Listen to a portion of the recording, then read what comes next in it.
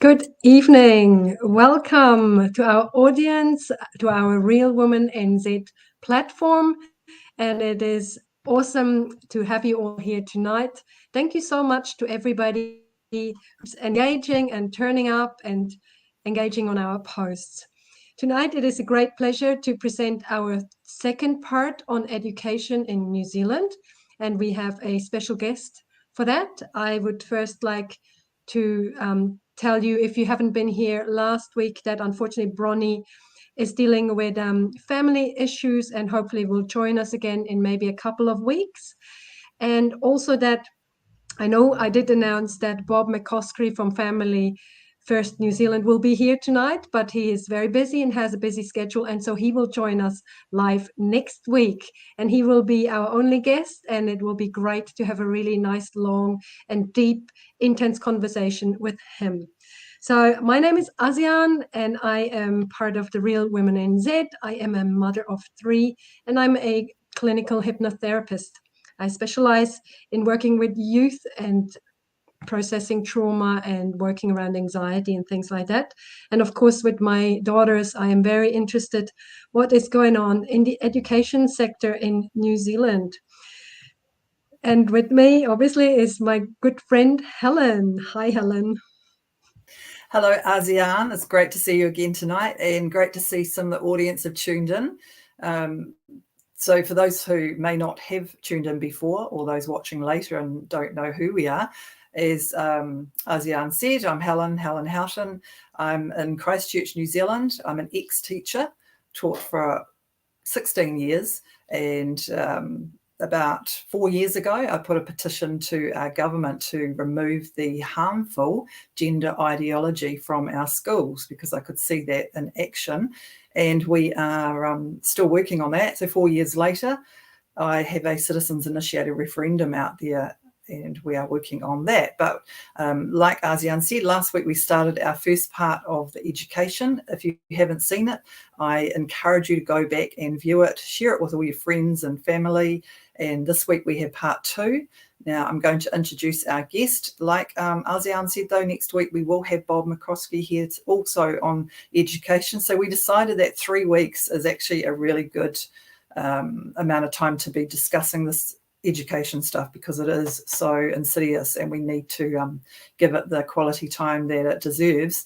And our guest tonight, what that means is we'll have more time to be able to have audience participation, so that we can put your comments up and your questions. So make sure you do participate. It's been great so far. Really good to see your comments coming in, and we'll try and get some of those answered tonight. So we will kick off. I'm going to bring in shortly our guest. Her name is Marg Curnow, and Marg has worked in the health and education all her life.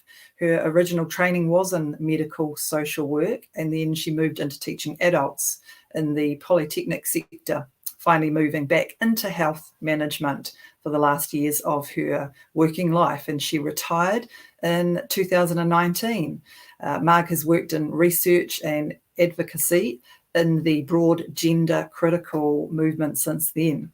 So Marg's particular focus in the area is what's happening to our young children and adolescents. But I will let, I will actually bring Marg in now so that she can talk more about that. But I think we bring her in. Great to see you, Marg. Thanks, Helen. I think Azian, you can kick off with the questions. Thank you. Yes. So, Marg, please tell us a little bit about your background and what got you into working on this topic, and of course, what is Resist Gender Education? Because I would assume that a lot of our viewers might not have heard about your organization. So if you can tell us a little bit about what you do. Thank you. Okay. Thanks, Azian. Well, I guess I, for a number of years, was aware of what felt for me like anti-women and anti-girls in some ways, things going on. And as a lesbian, I was particularly aware of that in our communities, where men would come in and demand to be part of what was going on. While I was working, I had a fairly prominent job, and I did not feel I could be public with this whole area.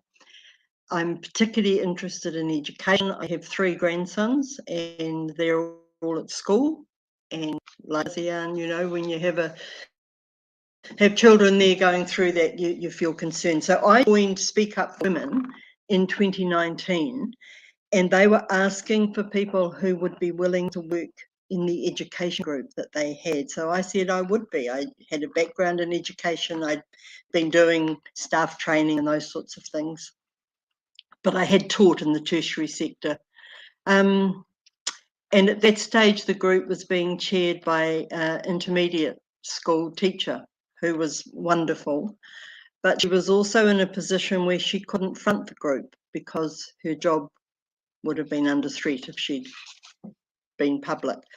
So we're now into early 2020, and I took over the chairing of that group, which was simply the education working group of Speak Up for Women. And we also had a sports working group as well. So there were different groups. But then as part of core group, we all decided that we needed to give sport and education their own focus. And that's what we did. So we moved, obviously still linked to Speak Up for Women, but operated really independently. And that was important for us to be able to do that. And also, it was important for people to see it wasn't just one group, there were other groups, because for a long time it was just Speak Up for Women. And so we became Education Aotearoa, and did some work there and contacted schools and did a lot of that and got vilified for it, of course. And then we realised that the PPTA have a magazine called Education Aotearoa. So we thought, right, we need to do something. We spent a long time debating what we would call ourselves, but eventually we came up with Resist Gender Education. We all agreed on that. So we set up a website and asked for, you know, additional people to join us, and people come and go, you know, according to what's happening in their lives. But at the moment we have teachers who are in schools, we have retired teachers, we have parents and grandparents. That's Great. really good to hear, Marg, that you have teachers on board, because I remember 4 years ago when I first exposed this, I felt pretty lonely out there. In fact, I had one of my colleagues who messaged me and she said, you know, Helen, I really respect you as an educator, but I don't agree with, you know, because they couldn't see the concerns back then. It was so new. That's right. And it's so new. Yeah. Yeah. And look, there weren't many schools that even knew about it. I don't know whether you caught last week, but I had a principal who called me and asked me if we're supposed to be teaching this. So, and, you know, he had said that the ministry had not sent him the new sexuality and education, you know, relationship guidelines. Right. Yeah. So a lot of people didn't know. So it's so encouraging that you have got many teachers, ex-teachers and others on board there. Thank you. It's great work you're doing. It's really good to have them on board, and it's good because they can talk about what's actually going on in schools. But what's really sad is that they're not free to speak up and name themselves publicly. And this is really sad. Yes, but there's no question that their jobs are at risk if they do that. Yeah, you'd be aware that I was threatened by a group of people when I put the petition out, and they were threatening to take me to the Teaching Council.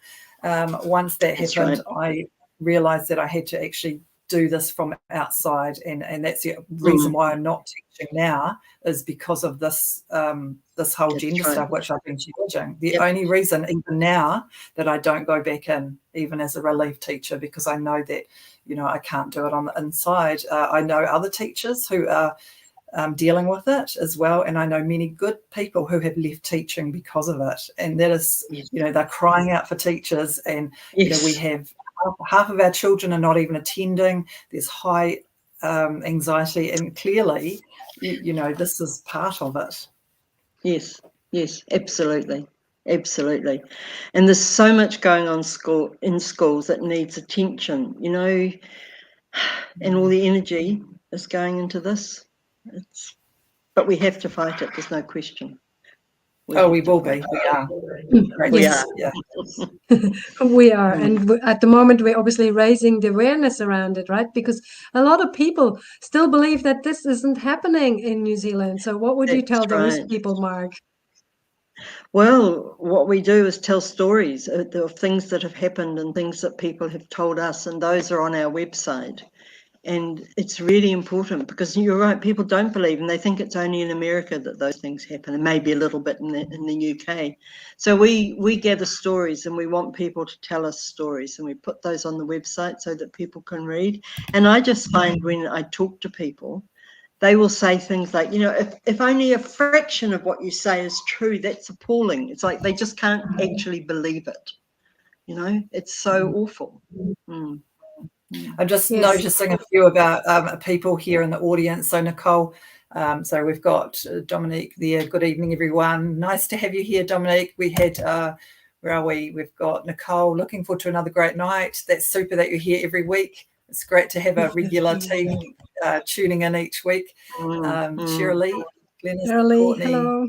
That is, and we've got Lil, isn't it dangerous for good people like you to leave teaching? Absolutely, and leave our children alone. Well, the thing is, when I agree with you. However, the problem is there's people taking us to the teaching council because we're challenging it.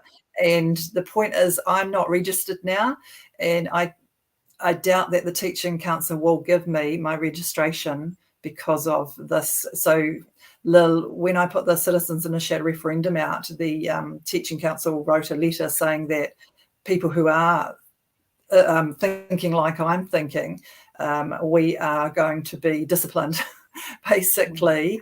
Now, I don't know if I mentioned it last week, I'm talking about it on radio tomorrow. I talked about the fact that while I did put the petition out, I was in the school, and I was in a school where there was a child transitioning. I taught that child, and I did not change in the way I teach that child as I relate to any other child. So, you know, this whole process around the education council saying that, you know, we're not going to be doing the right thing by students is completely absurd, because, you know, children come with all sorts of complex issues, and we teach every child and treat every child exactly the same with the care that we would give, you know, any one of them. But yes, I miss being in there, and yeah, we'll just have to keep doing what we're doing. So thank you for your comment, Lil. We've got Linda. Hi everyone, good teachers are gold. Yeah, I'll say. Gosh, yes. Absolutely. Terry says thank you to you, Marg, for being here. Fantastic. Just got a question here before we carry on. I wonder if there's any teachers and principals out there who are longing for parent complaints because they may not want to teach. Oh gosh, just on that, Nicole, I don't know if you caught last week, but I was at a AMP show, and a young teacher came up to me and thanked me for doing a petition because she has 3 students in her class wanting her to call her the opposite, them as the opposite sex. So yes, there are teachers out there wanting that. I had teachers sign the petition, so they are. And thank you for your comment. We have good evening, everyone. So let's carry on. Azian, would you like to ask a question? So, Mark, how does Resist Gender Education support teachers and parents, apart from collecting those stories? What else? What kind of resources or services can you offer? Yeah. Well, we have developed alternative resources for teachers, because we all know how incredibly busy and stressed teachers are, and how demanding it is, irrespective of all of this, for teachers in our schools. And so we developed alternative resources, because many teachers will use what's in the RSE guidelines because they just don't have the time to develop their own resources. So we've got those and made those available. We've also got resources for parents who are wanting to raise this issue with the school, with the principal, or maybe with the board. So resources to help them do that, letters they can write, things they might say, scripts to use, those sorts of things. And we have people, of course, who will talk to them, people who've done this with their own schools, and who will talk to people about, you know, with ideas and support them in that process. So that's a very big part of what we do. And trying to raise awareness, because it's actually quite hard to get hold of parents. You know, there's no longer a PTA that you can talk to, you know, talk to parents. So we have to do that through the boards of trustees and through the broader things like this, you know, interviews on the radio, articles we write, if we can get them published, those sorts of things. But the resources are certainly a really important part of what we're doing. And we've written to school counsellors and we've written to boards of trustees, giving them information about the guidelines, telling them that while they have to teach the curriculum, they don't have to use the lesson plans that are provided, and so on. Yeah. What we don't kind have of to teach an feedback? ideology. Sorry, what kind of feedback have you had from some of these places that you wrote to? We've had a real mixed bag. I think people either are very, very grateful, and we get a lot of letters and emails telling us how grateful people are. And of course, we get insults and vilification and why do we hate children and why do we hate trans people and why do we want them dead and why can't we let people be who they are? And, you know, you get the whole range. There's I think the point is, though, letting people be who they are is one thing, but guiding children is another. You know, to think about children identifying as something. You know, I mean, there's a reason why children are children legally until a certain age, so that parents can guide them. Yeah. That's right, exactly. Yeah. And when you let children be who they are, you don't do that by medicalising them and by giving them puberty blockers and by putting them on the fast track for surgery. That's not letting children be who they are. Well, I think what is dangerous is that message that, well, you can be born in the wrong body. I mean, how is that even possible? Because obviously we're born in the body that we're given.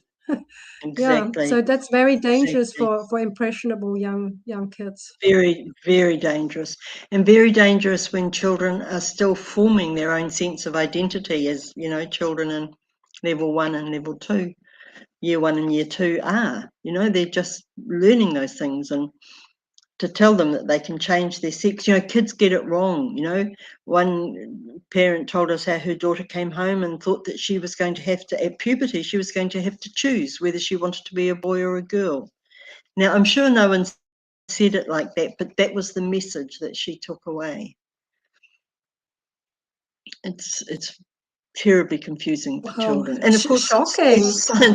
It's what we're doing is teaching a belief system and ideology as though it's fact, and you know, there's no place in a school for teaching ideology and telling children it's truth when it's not. Yeah. And that's another thing I think in talking to parents. Most people don't realise that there's actually no evidence at all that gender identity exists. Absolutely none. It's a belief. People are entitled to believe it, but they're not entitled to try and make us believe it. And do you want to tell the audience a little bit where that comes from, where the word gender ideology and all that whole terminology comes from? Well, it's interesting, isn't it? Because there's lots and lots of background to it all, but in terms of where it comes from, what I see happening, I was a feminist in the 1970s, you know, the second wave. And what we did then was fight stereotypes which limited women. Those stereotypes which said, you know, we had to be certain ways and behave certain ways and only do certain occupations. You know, jobs are in the paper. I tell my daughters this and they struggle to believe it, that in the paper jobs were advertised, because we only had the paper, of course, is, you know, situations vacant male and situations vacant female, because jobs were completely sex stereotyped. And it's those stereotypes, and taking them back further, that are what are being used to determine, for professionals to determine whether a child is trans or not. It's unbelievable. So a child who, you know, we know these things, girls who like to have short hair and wear trousers, they're really boys, they're in the wrong body, and vice versa. It's unbelievable. It's so regressive. Yeah. Yeah, look, I'm just going on with what you said there, and I will share a little bit of something that, even for me as an adult woman now, adult human female, I work with, so I told you that I'm in politics, and on our board, without saying too much about our board, are all men except for myself. I'm the only woman, okay? And, I'll put it out there, and some of them might be watching, and that's okay. But, there has been one or two people who have kind of said, well, basically alluded to the fact that they're not happy with a woman being the leader of the party. And, so there's still that can still be out there. However, I don't think that's enough cause, though, for us to go on and on about that this is a big factor in our communities or society, because what I do say to women who complain about not being able to do something, and I say, well, just get up and do it. What is holding you back? I don't like the whole point around this victimization of poor woman. You just get up and do it. Not all men are out there thinking like that. But yes, I just want to acknowledge there are a couple still who do have issues with that. But when you look at our parliament, how they go on about, the fact that, oh, great, we've got half of the parliament now are women. Well, to me, that's not what's actually important. What's important is, can those women do the job? Or do we want people in parliament or anywhere in any role just because they are women, or do we want them to actually be capable and the right person for the job? But anyway, I was just going to say, Helen, I'd rather have 50% of capable people in there. They seem to be missing. Yeah, but the reality is that in order to be seen as capable, women have to be far more capable than the average man. We know that. Our skills are just not recognised, and we still have the major discrepancies in terms of pay and in terms of, as you say, leading a party on boards. All of those things are very male dominated, and this is one of the things around pay. Now that we collect data based on gender and not on sex, for the first time, the gender pay gap had actually lessened in the last publication of the data. But we don't know whether it really has, or whether it's because men who are calling themselves women are in there now and often will have higher pay rates and higher jobs. We don't know. It might not be. It might be true, but we don't know anymore because we don't have the data. And that's one of the insidious consequences of this ideology. Yeah, and it will happen more so with the census now. The data that comes back from the census is going to be just, it's not even going to be credible. Yeah, it's an absolute nonsense. I'll just put a couple of comments up. We've got Katrina. Katrina said, Inside Out has guidelines for schools written over a series of documents in which they say that schools should allow students to use their school facilities that align with their desired gender rather than their sex, irrespective of whether other students are comfortable with that or not. However, Inside Out advised that when visiting a marae, for an overnight visit, if the marae has a protocol of segregating the sexes, that should be respected and taken into account. Golly, that's interesting, isn't it? Thanks, Katrina. Well, good highlighting that. Really interesting. And she's so right about what happens in schools, that it specifically says that children should use the toilets associated with their identity, and that trans students should use the toilets they're most comfortable in. Other students go to the male girls or boys toilets, but trans students can choose where they're comfortable. Absolutely no consideration at all.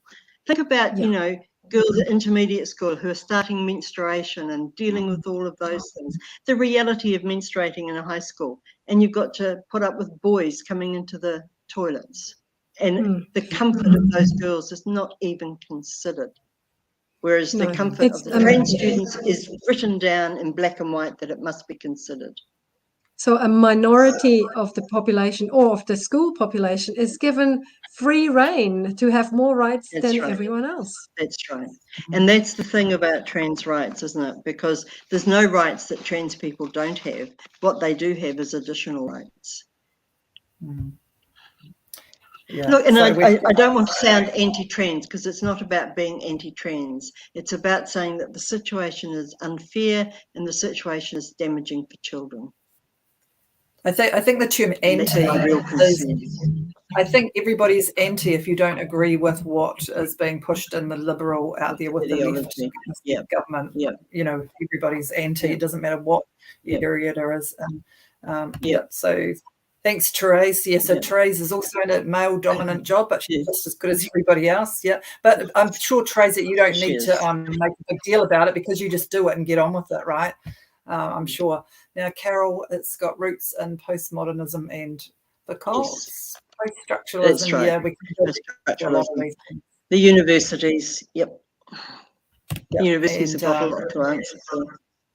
Yes, the stereotypes are back today, and it's mad. And Nicole, as well as that, it's also around, I mean, a big part of this push is they talk around, you know, boys who don't fit into the mold. Well, it's okay if you're a male out there and you're a bit more feminine. It doesn't mean to say that you should have been born in the other body. It is okay to be a masculine female, and you know, it doesn't mean to say that you're born in the wrong body. Being masculine is fine. Sometimes I'm masculine.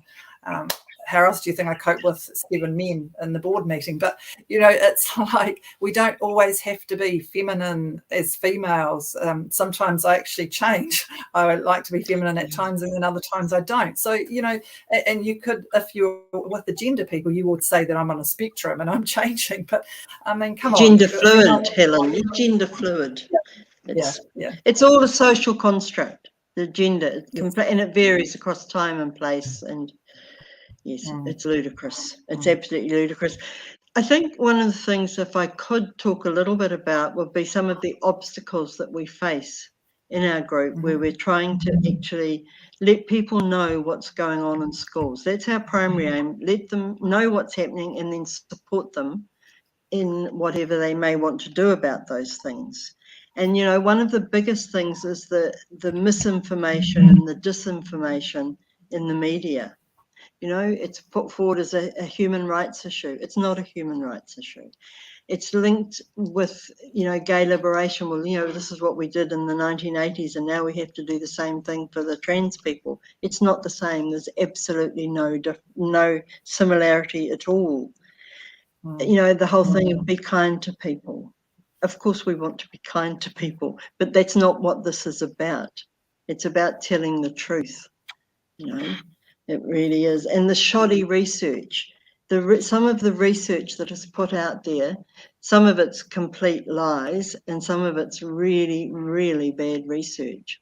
Things like the suicide rates and, you know, that message that better to have a live son than a dead daughter, those kind of things, which are hugely damaging, you know. Well, I think if you listen to last week, we had Debbie, the parent, on, and she was told that, you know, she was basically fed that lie, and she will adamantly tell you that she knew her daughter was not going to commit suicide, and she didn't. You know, it wasn't. That's right. And she was gaslighted all the time, and it's shocking what these parents are going through. It's the most appalling thing. Yeah. So, Mark, for some of these people that would like some accurate statistics, or, you know, not that just that narrative that is being pushed and that indoctrination, do you have any resources on your website that's showing some statistics around those things where people can go and find out more? We do. And the other website that I would recommend is one that's called Fully Informed. And they are doing their own research and gathering research. They've for a long time had all the information about puberty blockers, and it's fullyinformed.nz, and they have wonderful, wonderful information, and I absolutely recommend them as a source of truth. Yeah. Awesome. Thank you. I haven't heard of those before. I will definitely go and have a look. Okay. Have a visit on their website. Yeah. And we'll put those links in the description to this video, so great. People can go and find them too. Thank you. Excellent. Excellent. I think the other thing that we notice, and you'll be aware of too, is that it's almost impossible to get the mainstream media to pick up anything we write. You know, the listener is finally starting to have some little bits. I understand the latest one has got a piece on puberty blockers. I haven't seen it yet. But you wouldn't believe there've been tens of thousands of words written about what's going on and trying to counter the misinformation. And they won't publish. They just won't publish. There's well-researched articles. Yeah, it's very, very bad. A little while ago, there was a piece by Guy Kronstadt in The Listener, and I wrote in response to him. Whether they will ever publish it, I don't know. But his was full of misleading and half-truths, misleading information, half-truths. And I wrote a fairly detailed response, and I'm not the only one, there's people writing all the time. Now, our media has got an enormous amount to answer for. Absolutely. So the gender affirmation, which is in the school, as you'd know, in the guidelines, it's all about affirm. So that whole gender affirmation in many countries now, they have actually banned. They've banned that in the schools, banning it. So you've got the data around that and the research for that, and yet, like you said, the media won't pick it up. How long do you think it'll take for New Zealand to actually address it and look at it like it is alarming? Well, if you look at how long it's been since puberty, the information started coming in, that the very least we should be doing is questioning puberty blockers and the long-term effects of puberty blockers. That research started coming in, and it just has been ignored, and that's 5-6 years ago, more. I mean, there were always questions, but then, there's hard data now. And I think you were talking about Charlotte, the professor down in Otago. She did the listener article. Yes, maybe that's just on the recent one. And she was saying that a lot of her colleagues there, they're fresh in, their workforce, whereas Charlotte's sort of at the other end. But, her colleagues are concerned because, like in the education, they can't speak out. That's right, exactly. And they lose funding. Funding's only available for certain sorts of research, and even if you manage to do other sorts of research, then you have to get it published. And internationally respected scholars are having trouble getting their work published, not because the publishers don't want to, but because if they do, they'll go out of business because they'll be boycotted. Cancel culture on every level. From the media, from the money that's coming in, funding that's available everywhere. Right. And that makes our work even more important, doesn't it, Mark? Yes, it does. It absolutely does. Yep. The rainbow groups. I want to go a little bit on a different vein here. I'm going to bring in a little clip that I heard from Sean Plunkett's show on the platform. I think it was about a week ago, and I'm just going to play a little bit of it. Now, we didn't have time to download it, so for those watching, just excuse me as I changed my screen and share my screen. It might not look that professional. So as we do this, just have patience while I get it set up, and I want to ask you what your thoughts are after listening to this, because it's around funding, but it's a little bit different than what we're just talking about now. So if I can just see if I can find it. Can you see that at the moment? So if you listen to this.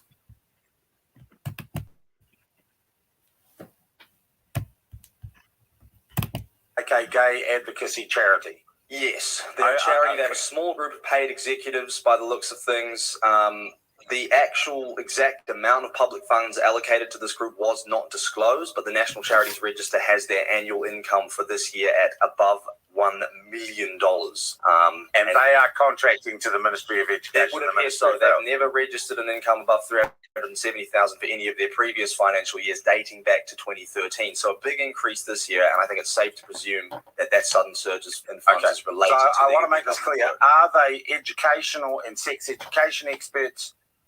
Or are they gay, rainbow, lobbyist, advocates? It would appear the latter, because they have on their website also got things related to the workplace and mental health, and actually rainbow tech training by the looks of things. Rainbow tech, rainbow that training. Wonderful system where people have to say what is politically acceptable. Okay, Ben, so we've got a gender sex agenda in our state school system that has been contracted out to a charity, which is a charity with one particular point of view, with an advocacy point of view rather than an education point of view, right? Yeah, and it would seem, considering that they're the organisation tasked with overseeing the majority of the government's rainbow educational overhauls, it seems exceedingly casual in its structure. For example, most of their paid executives, their small group paid executives, are described on their website as their star sign, for example. Well, hang on, take me through it. Give me an example. Well, I just think, yeah, okay. So their group's chair, Brock Stobbs, for example, is described as a queer Pākehā and a Scorpio. Their Wellington Schools coordinator can apparently be found outside of work being an Aries. So, this is what they're putting in their shop window in relation to instilling the public with confidence. So there's no question these people are educationalists. They are advocates, and they kind of wear this on their sleeve. So they have a vested interest in one aspect, in one iteration of sexuality and gender.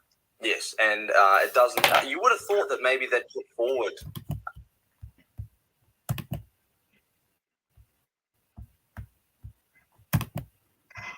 Okay, so there's a number of things here that I want to actually talk about just quickly, if we can do that. So number one, they talked about the money, the funding. So above 1 million for the year of funding, and it's a charitable trust, and it's mainly funded through government as well as state, which is taxpayers' money. Okay, number two. Can I go back there, Helen? Can I just add one thing there? It's not just education; they get health funding to do things in education and in training. They get funding from the Ministry of Health, from the Ministry of Health, as well as from the Ministry of Education. Okay, super. So we've got that. Now, Ben was asked by Sean about, are they experts in their field, sexual medical experts? And basically, like Ben had said, no, it doesn't look like that. They're just activists who have gotten access into policy and into our schools. Isn't that alarming? I talked about that, I think it was last week, where, when I first viewed Trans 101, there was a group of adolescents on various on the spectrum of various parts, and it's like I said to them, if you're a parent out there, would you open your door to a stranger who is talking to your children about their sexuality, but this is what's happening in our school? Okay, this is actually, they're coming into the school talking about their sexuality, and this is what these activists are doing as well. Number three, and I will, you can talk about this shortly, rainbow tick. Yep, so the rainbow tick happened in our schools, which you might be aware of, where the teaching staff for their professional development had the rainbow inside out people come out and teach teachers how to push this propaganda to all your children out there who is watching. And I found the last bit quite funny when Ben's talking about their profile bio, the star sign, one particular one is queer Pākehā Scorpio. Now, I found something similar when I did some investigation of my own, which I don't have time to talk about all of it, but yeah, they all identified as some kind of pansexual or something, but they also made a point, and these were like the directors or, the ones running it. They also made a point, one of them, of saying, that's what my journey is right now, but it may change. And it's like, where actually these people have been trusted with your children out there, for those watching, who don't even have a solid sense of who they are, and they're telling your children who they could be. And, it's just, obviously, what are your thoughts on what you just heard, Marg? Well, I think it's appalling that lobby groups are getting funding from the government to go into government organisations and do training. It's just this little secret society circle, isn't it? We'll fund you, you go in and do it. We don't even know what sort of reports they have to do on what they do. We certainly know from Official Information Act questions that they have no qualifications. They're not required to have any qualifications at all. Now, I have no problem with different people going into schools for one session and talking about, what it's like to to live as a lesbian, you know, sharing an experience. Someone else might go in and share an experience. That's completely different from going in and teaching an ideology and telling people how they have to behave. You know, it's very, very different. Yeah. And that's what bothers me, is that there's only one way to go here, and we all have to take it on board and use the pronouns and do all of those things. That's my concern. I agree with you, but I have a concern, though, that even what you've talked about, it should not be happening in primary school. Like, nobody needs to talk about their sexuality, whether it's lesbian, whether it's whatever. That at primary, no, nothing. I agree. Yeah. That's last couple of years of high school when you start introducing those kind of concepts. Not okay. Yeah. Thanks. School. I just wanted to make sure that was clear. You know, that we both agree about primary school. We do. Yes. Yeah. I think I told you about a friend of mine who told me that her 8-year-old granddaughter came home and came to her, told her that she was pansexual. The 8-year-old is pansexual.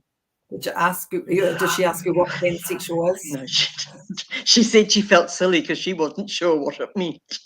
Oh gosh. Oh dear. But isn't that dreadful? Why is an 8-year-old being exposed to that? Yeah, well, that's really concerning, right? That they are pushing not only this ideology, but it's all about sexuality, and it's this early sexualization of the children. And that is my main concern around, and that's why my older two are homeschooled. One of the many reasons for homeschooling them, so they won't be exposed to that at an early age. So what would you suggest how we're going to fight this, Mark? What are your suggestions for our audience? People have to know, and parents have to know what's going on. We have to keep talking about it. You know, the conversations, the one-on-one conversations are the way to go. I think that's really what we have to do. I have a friend, and she's just been so effective at, if you like, raising people's awareness. When stuff happens, she has an email group, and she just sends it out to let them know what's going on. This is what happened, that's what happened. Some of it's scary and ghastly, and some of it's really heartening, you know, but she lets people know, and each of those people will talk to other people. And I think that's really what we have to do, and we have to gather information and have it available, which is, you know, what we're trying to do. Things like this are wonderful. We write things. We hope that people read them or get an opportunity to read them. But websites are good, and updating things. Substack, you know, Katrina, who was on before, has a fabulous Substack.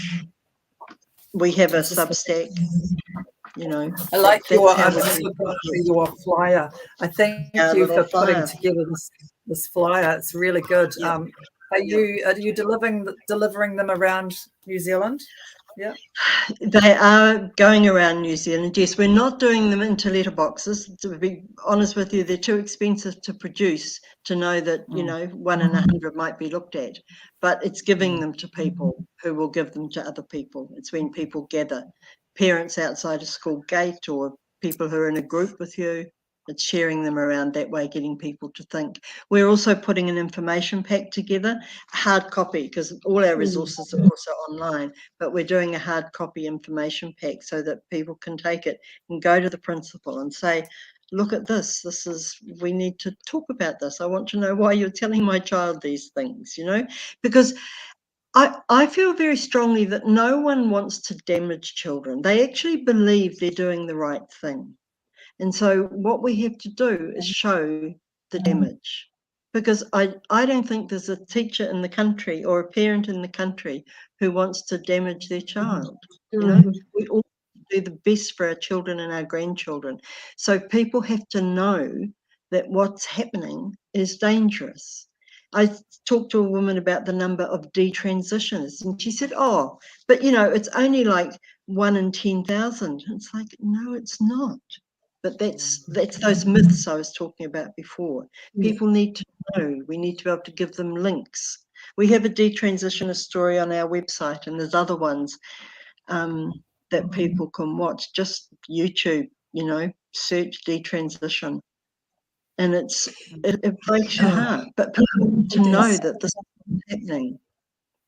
So Yeah, I've recently watched a detransitioner video, and it was showing two young women. One was still a teenager, and they were both talking about the shocking complications with the double mastectomies they are having, where those stitches keep opening. And I was very devastated after watching those two videos, and they would show the massive scars, and they had tape on them, and I felt so very sorry for those two young girls, women.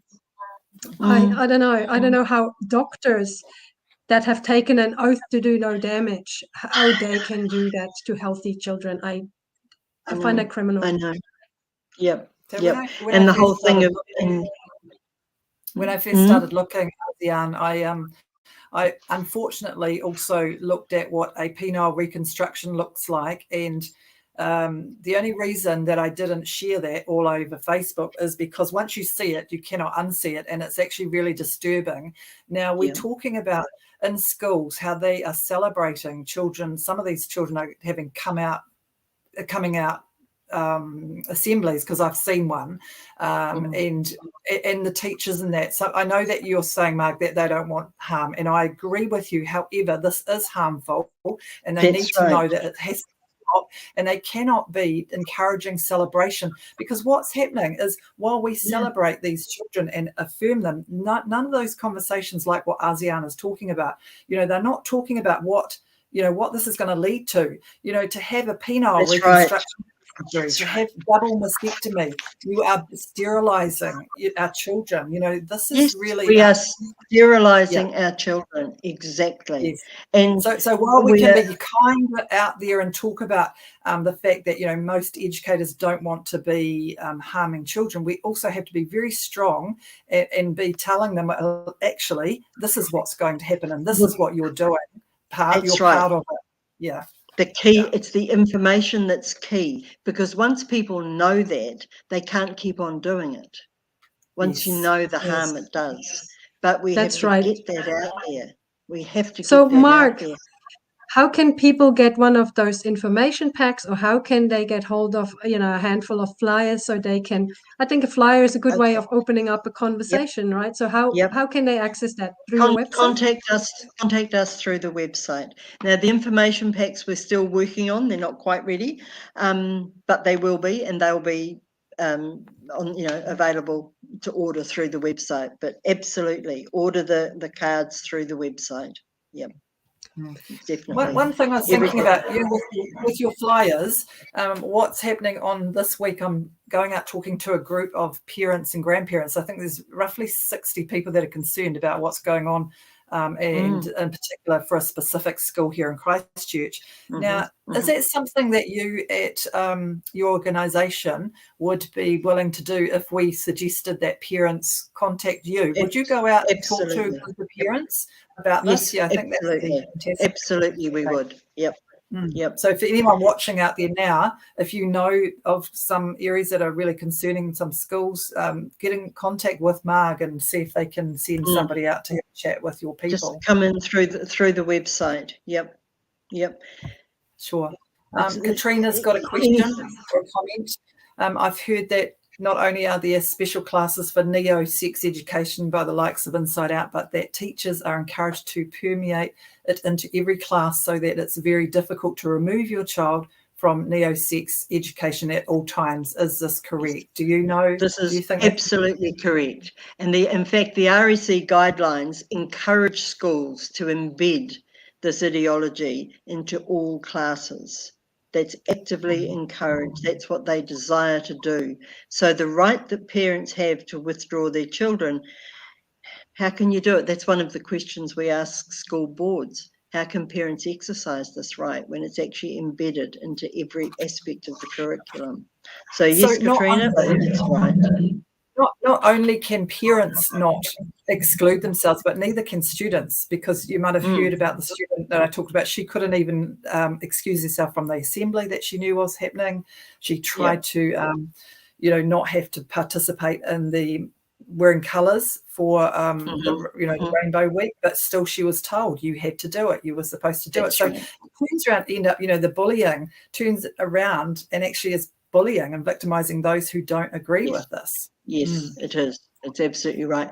And it does seem that one of the biggest problems that gay and lesbian students have in schools, and some students who say they're trans, is that sense of being bullied.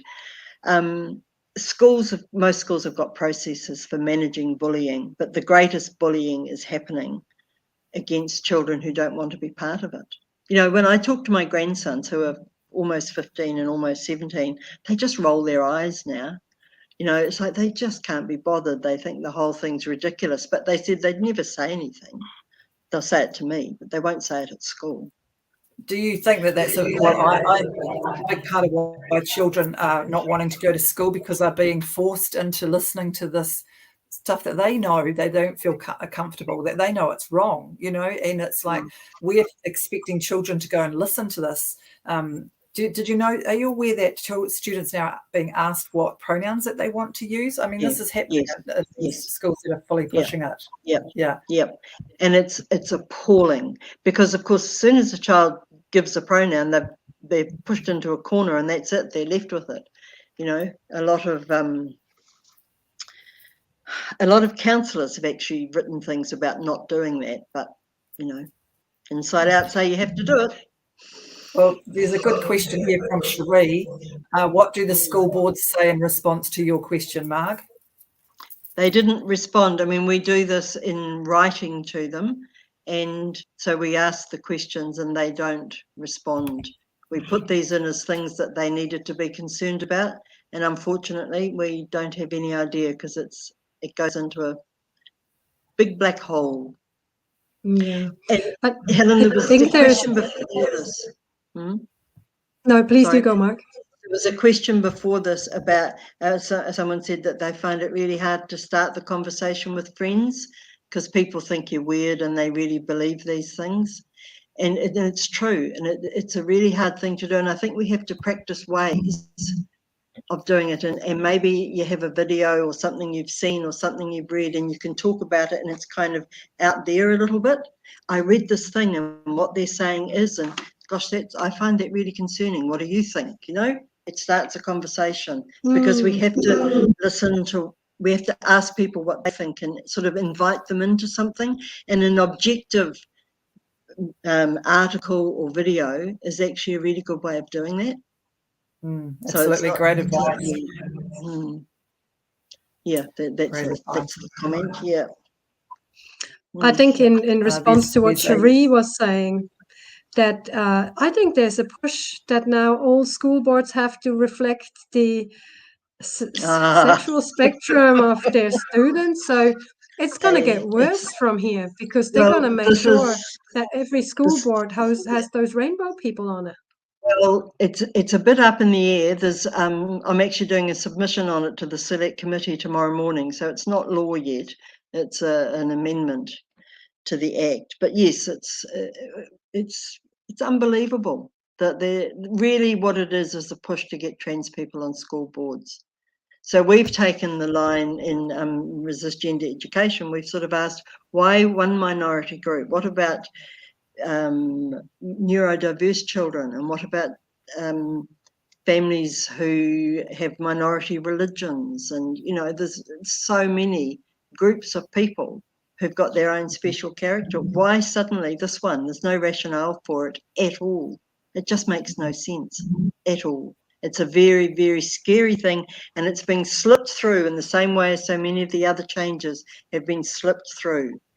There was school boards weren't even informed that this was coming up. They weren't told about it, they weren't consulted, and they weren't given the opportunity to make a submission unless they happened to hear about it, as we happened to find out about it. It's just dreadful, the slipping stuff in. And then suddenly you're told, and it's like, oh my goodness, I had no idea. And then it's law and it's too late. Yeah. It's very, very insidious and very concerning the way it's done. Yeah, That's we so don't want to true. talk too much about politics, but people do need to consider who they're voting for come October, that's for sure. Well, I think the thing that concerns me is that all the main parties voted for the self-sex ID legislation, you know. So I don't think, to be honest, my own personal opinion is it doesn't actually matter who you vote for. It's not going to change this. The ballot box is not how we change this. You know? Well, I think it's both, to be honest. I think it's both, Mark, because that's the only reason I'm in politics now, is because of this, so that I can get to Parliament and make changes. And so it does matter who you vote for. Look, there's a question here about politics. Where is it? Where are the politicians on this? Surely not all agree. Well, I think you probably... They don't all agree, but they're too scared to say. And that's why I need to be there, because I'm not afraid. Now, I have spoken to other MPs about this and other parties. And for instance, I spoke with the national team at one of the shows about the Citizens Initiated referendum, and they told me they have no problem with the way that things are right now. So it matters who is in power. Absolutely, 100% matters. But we have to have those conversations about why... you know, what just like what you said before, when we talk to people, we need to talk about all of it and just have the discussions, even with the Inside Out team. This is not, like you said, this is not anti anything. We want to have conversations with them. Okay, but we saw what happened at Posey Parker. We saw what happened. They don't want to hear. They don't want to hear the other side. And so how do we do it then? This is why we're here now on the panel, because we've had to take it out of the public square and come on here to be able to have our voices and to be able to discuss these things. That's right. That's absolutely right. And that's, I don't think there's any point at this stage in trying to convince the trans lobby that what they're doing is wrong. We've got to start with ordinary people who don't know, and we've got to give them information and encourage them to keep looking and find information. Someone put GenSpec website up before, and GenSpec has got a wonderful detransitioners information. They do a lot of work with detransitioners. Okay, I'll just put it back up there so people can take note of that. GenSpec. So GenSpec is a website. It's a GenSpec, and the other one is Transgender Trend, which is a UK website, are both excellent sources of information. So I really recommend if you're going to add those two as well. We do have a list of these websites on our website. You know. Great. I want to give a quick shout out to our viewers, to our audience who are engaging, who are posting those links, who are doing their bit for that information to be accessible to our other viewers here on this platform. And look, we're just so grateful for everyone who's involved, and of course grateful for you, Mark, as well, for coming on and all the expertise you're bringing to this. My absolute pleasure. I'm more than happy. Sorry, I just got to say there's one more really good comment just as we finish up before we head off. Danielle has said we need to empower parents and children so they can stand up for their rights in schools. You can't celebrate Anti-Bully Week when students can't see out of class that they feel uncomfortable with, can't sit out of class. Sit out of class. Okay, so and that's what we talked about before. If there's students there that don't feel right, they cannot excuse themselves, and that is bullying. It's a form of bullying. So yes, well done, Danielle. Absolutely. And I know there's more. Look, thank you. Like Azian said, thanks to the audience. Now, next week we have another fantastic guest. We have Bob McCroskey next week from Family First. Don't go anywhere, Marg. We'll have a quick chat. Thanks for your questions. Thank you for your participation. You, everybody. So next week we have another education, and the week after that we have our lovely Katrina come back on. She's going to be talking about the sex self-ID. You'll see her then as well. So we've got some exciting things coming up. Don't forget on the radio tomorrow you can hear that then. And I'm also talking with a group of parents on Thursday night, which I'm really looking forward to. So if you're out there and you want either Marg or myself or even ASEAN across the country to come and have a chat with you, get a group together and we will go from there. So thank you, everyone, and we'll see you next week. Wait a minute. So what time's your interview tomorrow, Helen? For our audience? Reality Check Radio. They are start at 10 a.m., but I'm not sure if I'm on straight away. So the slot is Marie with Counterculture, and that runs from 10 to 1. So you'll be able to catch it if you're listening in there. Hopefully, yeah, it should be a good show. All right. Awesome. I'm looking forward to that. And Mark, do you have some way that you would like to round this off and finish it up? What is your message to our audience? I guess my message is keep talking to people. Keep talking to people and ask them, have you heard this? This is what I heard. Raise people's awareness. That's what we have to do, get people informed. Yeah, thank you. And thank you to all those ladies who are thanking us. And we'll see you all next week. Oh, Danielle, okay, I would love to meet you as well in Christchurch. I'll catch up with you at some point. Thank you, ladies and gentlemen who tuned in. Bye-bye.